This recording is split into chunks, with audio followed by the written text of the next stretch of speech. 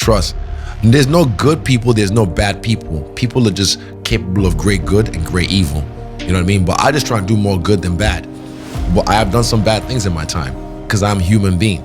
You know what I mean?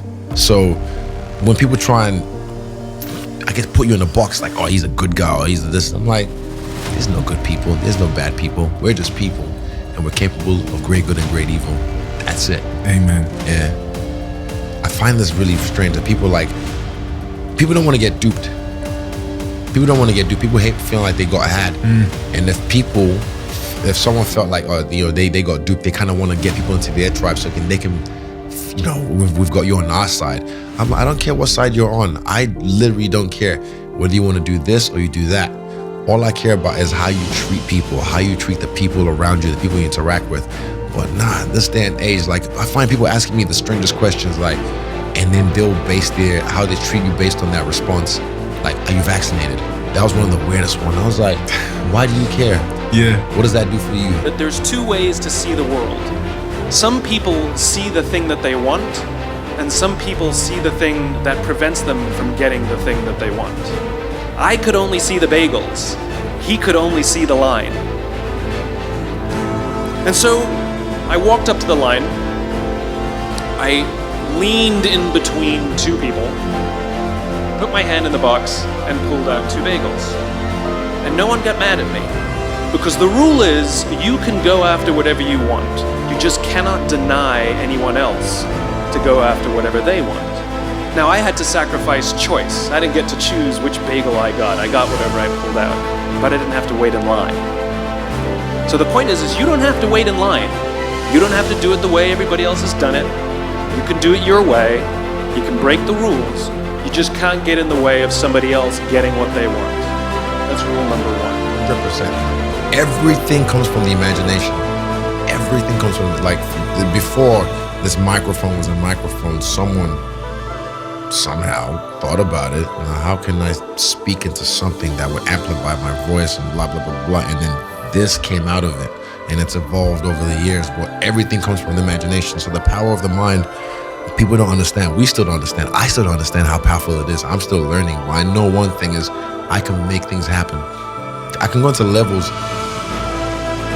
I just can't tell the world, but like these levels that, like, I've manifested things that I'm just like, I still shock myself, like, how the fuck did I make that happen? And this is not even to do with fighting, this is to do with my personal life. And I'm like, I made that happen.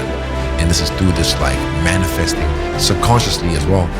Just years of something just manifesting, and boom, it's right there. I'm just like, shit, I really made that happen. It's scary, man. It's scary for me to even think about. My father could have been a great comedian, but he didn't believe that that was possible for him. And so he made a conservative choice. Instead, he got a safe job as an accountant. And when I was 12 years old, he was let go from that safe job. And our family had to do whatever we could to survive. I learned many great lessons from my father, not the least of which was that you can fail at what you don't want. So you might as well take a chance on doing what you love. You know? It's just letting each other know we're here. Reminding each other that we're part of a larger self. I used to think Jim Carrey is all that I was. Just a flickering light, a dancing shadow, the great nothing masquerading as something you can name. Seeking shelter in caves and foxholes dug out hastily, an archer searching for his target in the mirror, wounded only by my own arrows, begging to be enslaved, pleading for my chains, blinded by longing and tripping. You want to be an elite warrior. It's not about how tough you are. It's not about how smart you are. It's not about how fast you are. If you want to be an elite warrior, you better get really, really good at helping the person to the left of you and helping the person to the right of you. Because that's how people advance in the world. The world is too dangerous and the world is too difficult for you to think that you can do these things alone. If you find your spark, I commend you. Now, who are you going to ask for help, and when are you going to accept help when it's offered? Learn that skill. Learn by practicing helping each other. It'll be the single most valuable thing you ever learn in your entire life. To accept help when it's offered and to ask for it when you know that you can't do it. The amazing thing is, when you learn to ask for help, you'll discover that there are people all around you who've always wanted to help you. They just didn't think you needed it because you kept pretending that you had everything under control. And the minute you say, I don't know what I'm doing, I'm stuck, I'm scared, I don't think I can do this, you will find that lots of people who love you will rush in and take care of you. But that'll only happen if you learn to take care of them first. Really, when you have the vision and you're able to manifest, but then you also put the work in, magic happens, man. Magic, that's where the magic is, but a lot of people never get there, unfortunately. A lot of people, we're blessed that we can dream. Amen. We're blessed that we can dream. That's one thing I've realized, because a lot of people, even from the impoverished parts of London, will be lucky to have my old job. You know, from where I'm from Nigeria, a lot of people will be blessed to have my old job.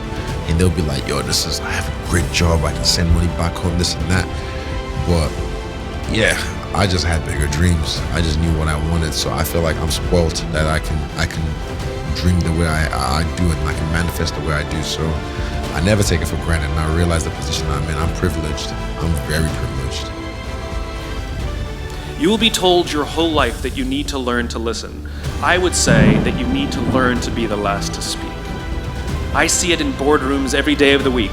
Even people who consider themselves good leaders, who may actually be decent leaders, will walk into a room and say, here's the problem, here's what I think, but I'm interested in your opinion, let's go around the room. It's too late. Now, fear is going to be a player in your life, but you get to decide how much. You can spend your whole life imagining ghosts, worrying about the pathway to the future, but all there will ever be is what's happening here, and the decisions we make in this moment, which are based in either love or fear.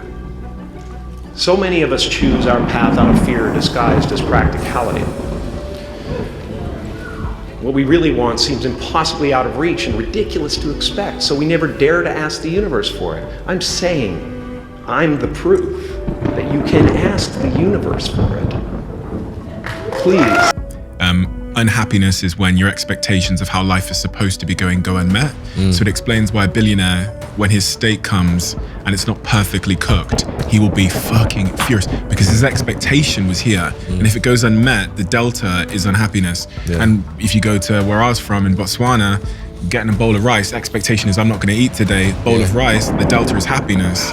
And it's the same thing you're talking about with people, their problems are relative to their expectations of life, right? The skill to hold your opinions to yourself until everyone has spoken does two things. One, it gives everybody else the feeling that they have been heard. It gives everyone else the ability to feel that they have contributed. And two, you get the benefit of hearing what everybody else has to think before you render your opinion. The skill is really to keep your opinions to yourself. If you agree with somebody, don't nod yes. If you disagree with somebody, don't nod no. Simply sit there, take it all in, and the only thing you're allowed to do is ask questions so that you can understand what they mean and why they have the opinion that they have. You must understand from where they are speaking, why they have the opinion they have, not just what they are saying. And at the end, you will get your turn. It sounds easy, it's not. Practice being the last to speak. That's what Nelson Mandela did. I'm here to plant a seed today, a seed that will inspire you to move forward in life with enthusiastic hearts and a clear sense of wholeness. The question is, will that seed have a chance to take root? Or will I be? When I was about 28, after a decade as a professional comedian, I realized one night in LA that the purpose of my life had always been to free people from concern, just like my dad. And when I realized this, I dubbed my new devotion the Church of Freedom from Concern. The Church of FFC.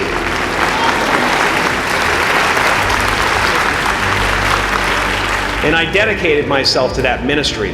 What's yours? How will you serve the world? What do they need that your talent can provide? That's all you have to figure out. As someone who's done what you're about to go and do, I can tell you from experience, the effect you have on others is the most valuable currency there is.